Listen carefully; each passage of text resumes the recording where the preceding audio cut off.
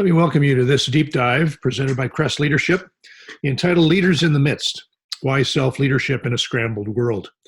My name is Terry Young, and I work with Crest Leadership on the MCL, the Master in Christian Leadership program that we present to those who have gone through the certificate program or diploma program.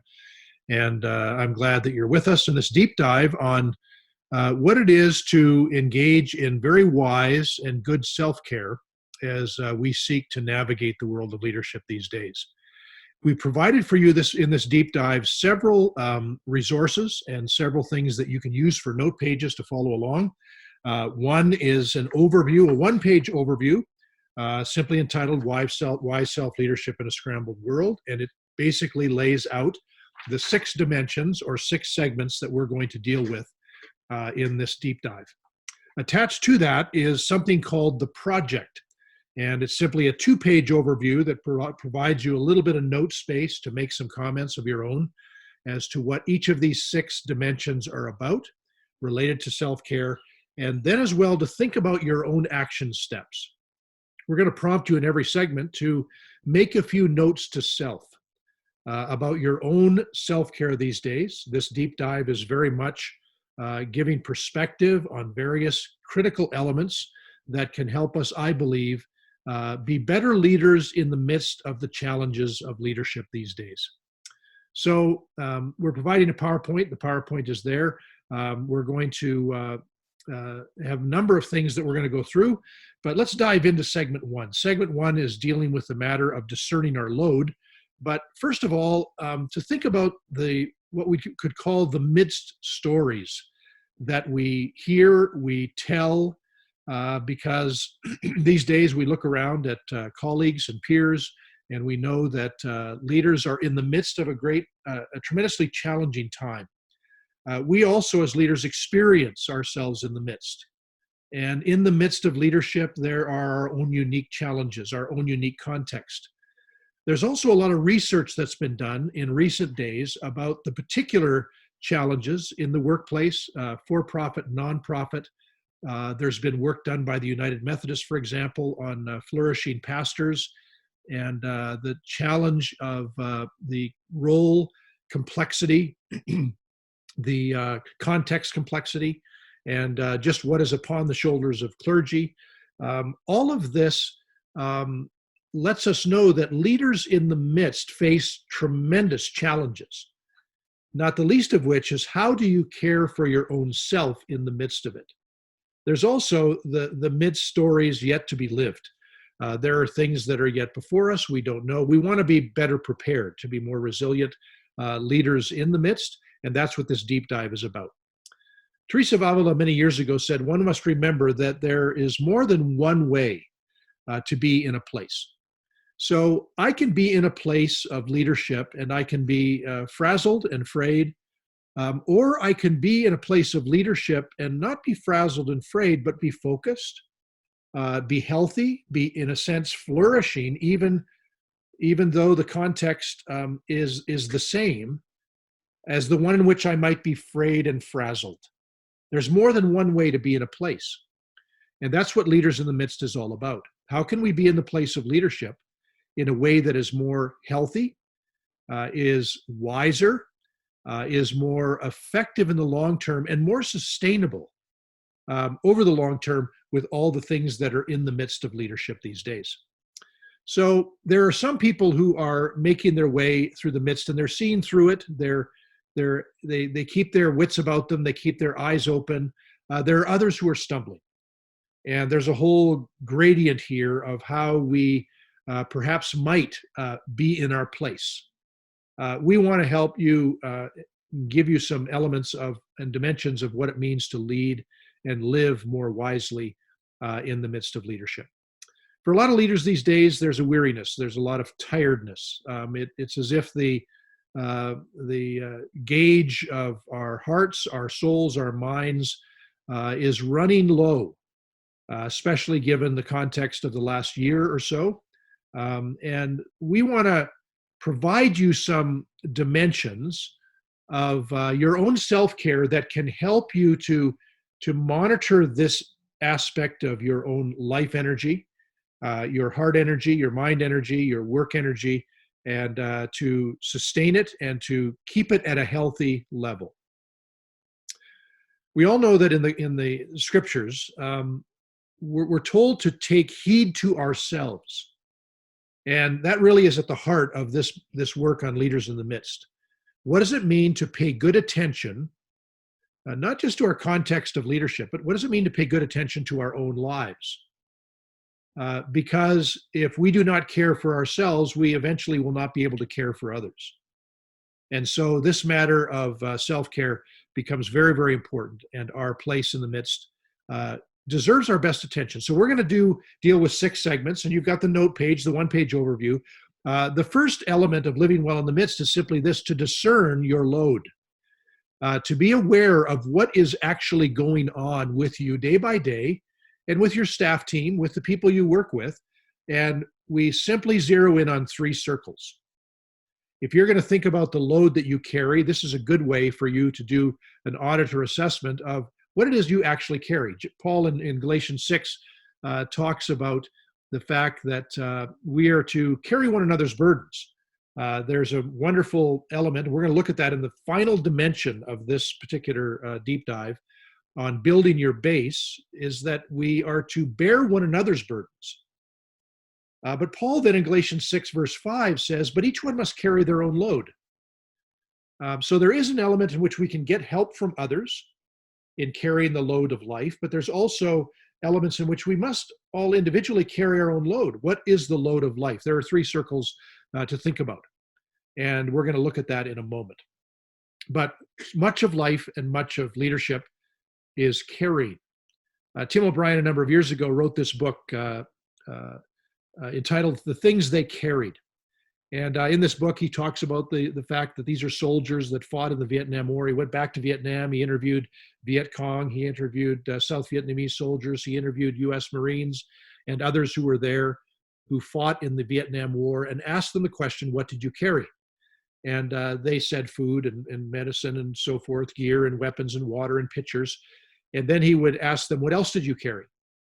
And this is what take them to a deeper level, and they would talk about hope and fear and the weight of not showing their fear.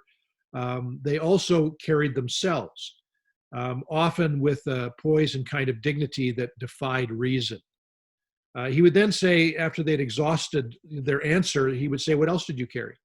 And he would get down to the deepest level of what these mostly men carried in battle. And it was here that he got into the things that brought the greatest emotion. I've often thought that when it comes to leaders, whether they're educators, whether you're in healthcare, whether you're in civil service, whether you're in ministry roles, church roles, whether you're in a for-profit business, an entrepreneur, there could be a book written by every one of us on the things we carry.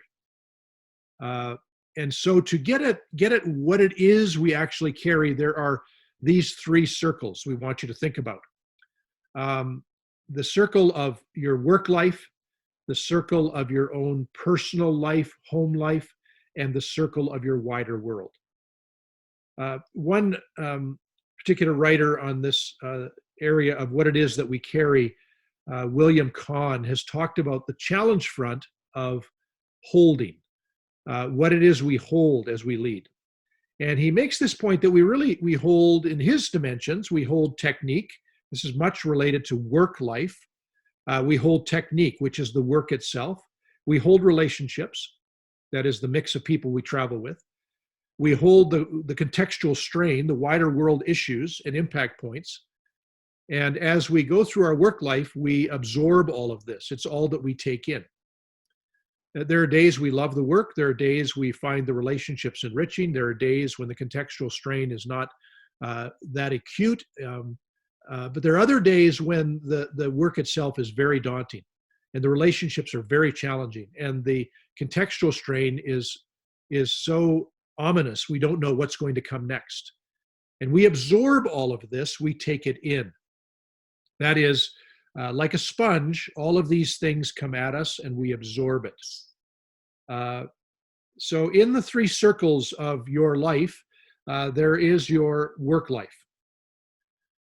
A good exercise is to simply ask yourself right now, what am I carrying related to my work life? And try to be as objective and as thorough as possible in listing out what it is you carry. Secondly, in your personal family life, your marriage life, your raising of children, your aging parents, whatever it might be, what are all the things in your home life that you are absorbing, that you're taking in? And then there's the wider world. What is there in the wider world that you're taking in as well?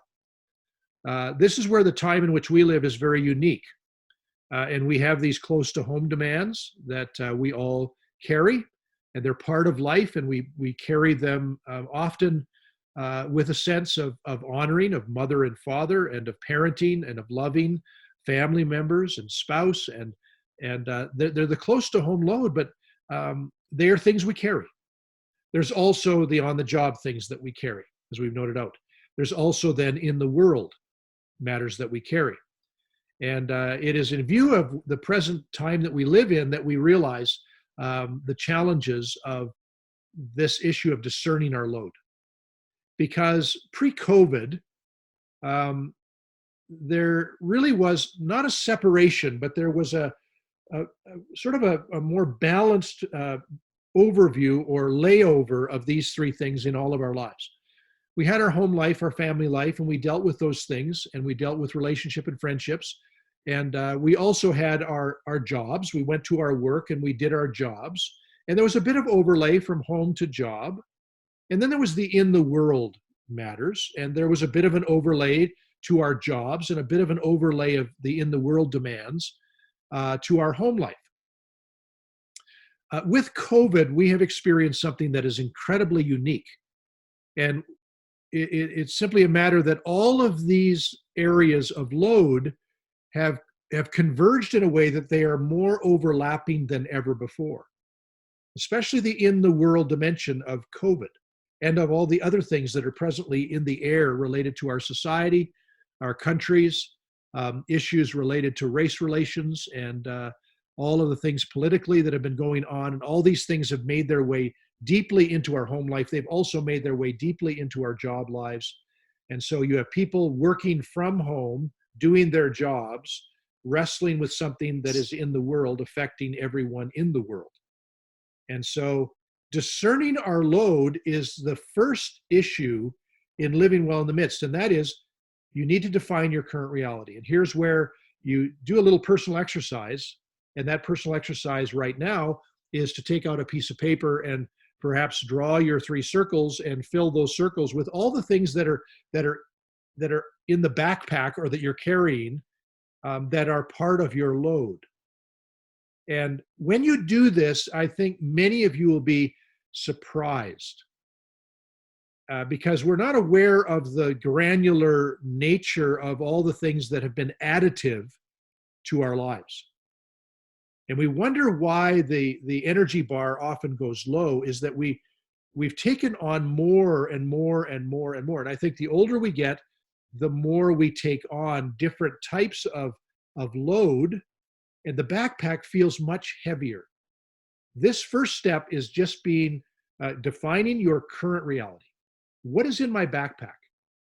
What is in my work world dimension of my life right now? What are all of the things that I'm trying to tackle, deal with, do well in my home life? What are all the things that I'm carrying? Because you're not just carrying, your own stuff. You may have sons and daughters. You may have aunts and uncles. You may have moms and dads who are going through what they're going through, and you're carrying that. And then there is the in the world things of angst, of anxiety, of worry, about all kinds of things that are related to what's happening in the world around us. So I want to encourage you, take some time, note to self, in this first segment of living well in the midst, discern your load. What is it you're carrying? Take some time to ponder this, and we'll see you in segment 2, which will lead us into the matter of discerning and respecting the equation that is at work in us as we seek to carry the load of life.